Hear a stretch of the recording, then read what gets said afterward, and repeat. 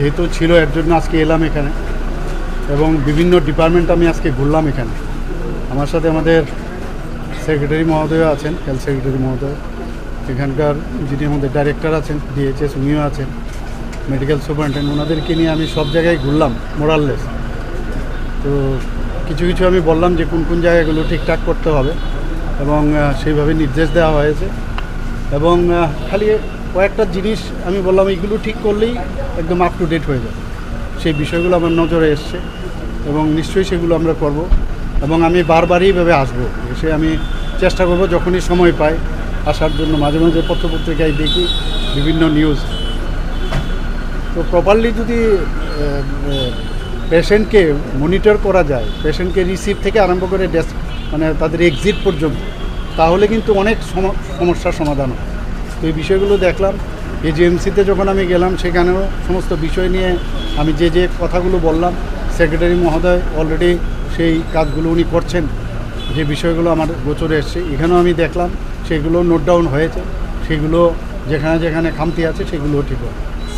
কিছু কিছু ইনফ্রাস্ট্রাকচার, কিছু ডেভেলপমেন্ট লাগবে, কিছু মেশিন আছে, ওই যেটা আমি বারবার বলি যে এএমসি ছিল, এএমসি এক্সপায়ার হয়ে গেছে, তো আমি বললাম যে নতুন করে যাতে আবার রিনিউ করা হয়।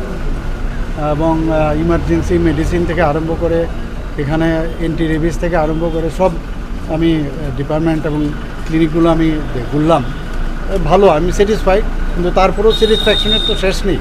যাতে আরও 100% স্যাটিসফ্যাকশন হয় সেই দিকে আমার নজর, আমাদের সরকারের নজর, সেই মানে সেটা মাথায় রেখে কথাগুলো এখানে আমি বলেছি যে এগুলো যেন নজর।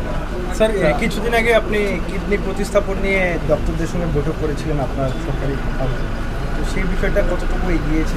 না, আমি তো বললাম সেগুলো তো অলরেডি একটা ফাউন্ডেশনের সাথে বহু হয়েছে আমি শুনেছি, মানে এটা বোধ হয় ওদের সাথে কথাবার্তাও চলছে আমার সাথে।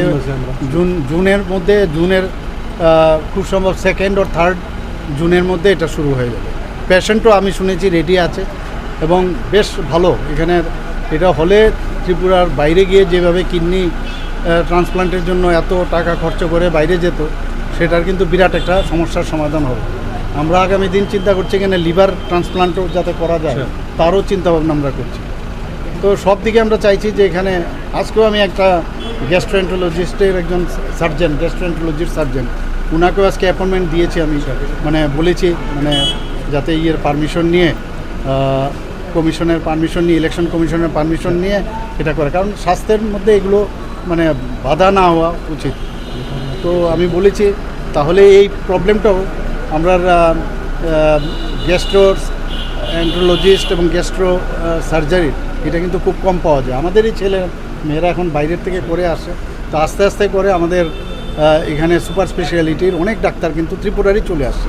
স্যার আপনি আজকে তেল সংকট নিয়ে কেন্দ্রীয় রেলমন্ত্রীর সঙ্গে কথা বলেন। কি কথাবার্তা হয়েছে? আমি গতকাল আমি পাঠিয়েছি চিঠি ওনার সাথে আমার ডাইরেক্ট, কারণ এখন তো ব্যস্ত সবাই ইলেকশন নিয়ে, আমাদের যারা অফিসাররা আছেন আমি খবর নিলাম, ওনারা অলরেডি যোগাযোগ রেখেছেন। আমি একটা চিঠি দিয়ে অলরেডি ওনাকে ইনফর্ম করেছি।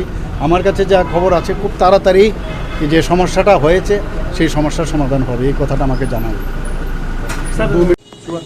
কিউআর কোডে এখানেও ব্যবস্থা আছে যে সেখানে যদি সেই কিউআর কোডকে ইউজ করে মানে অ্যাপয়েন্টমেন্ট থেকে শুরু করে এখানে বসতে হবে না, ডাক্তারবাবুর কাছে সাথে সাথে তার অ্যাপয়েন্টমেন্ট হয়ে যাবে, তারপর তো সিরিয়াল নাম্বার সব এখানের মধ্যে চলে আসে। এটা একটা খুব ভালো 37 লাখের মধ্যে টার্গেট নিয়েছে মানুষকে এর আওতায় নিয়ে আসার জন্য। আভা নাম্বার এর মধ্যে দেখা গেল যে প্রায় 15 লক্ষ অলরেডি হয়ে গেছে, রেজিস্ট্রেশন হয়ে গেছে। সেটা একদম আমাদের যে ডিস্ট্রিক্ট লেভেল, তারপরে আপনার এসডিএম লেভেলে সব জায়গার মধ্যে সমস্ত হসপিটালে এই আস্তে আস্তে করে সব জায়গায় কভার করতে হবে। সেটা খুব ভালো আমি দেখলাম। পেশেন্টের নাম নিয়ে এখানে বসে থাকতে হবে। স্যার আমাদের কাছে একটা খবর আছে, অনেকেই আভা করতে চাইছে না বা তাদের আধার নাম্বারটা দিতে চাইছে না, তো সে ব্যাপারে আপনার কি মেসেজ থাকবে? না, সেটা খুব বেশি একটা সমস্যা নেই, আমি কথা বলেছি। না, আধার নাম্বারটা দিলেও সেটা মানে আভা নাম্বারে করে ওটাকে ওরা মানে ট্রান্সফর্ম করে সেটা করা। तो पहले है ना सब आप जानते हैं कि कुछ 8-10 साल पहले लोग आधार नंबर करने के लिए बहुत उनका रिजर्वेशन था, लेकिन अभी उसका बेनिफिट अभी पता चल रहा है। वैसे आधार नंबर का बेनिफिट हमें आगामी दिन में पता चलेगा। तो आपका हेल्थ रिकॉर्ड को डिजिटाइज मोड में रहेगा, आपको कोई carry bag, x ray report, MRI कहीं लेने की ज़रूरत नहीं है। तो मैं आपके माध्यम से रिक्वेस्ट करता हूँ, जिनका आधार नंबर नहीं है वो सेफ है, गवर्नमेंट के पास रहेगा, आपके कंसेंट के बगैर आपका हेल्थ रिकॉर्ड कोई देख नहीं सकता।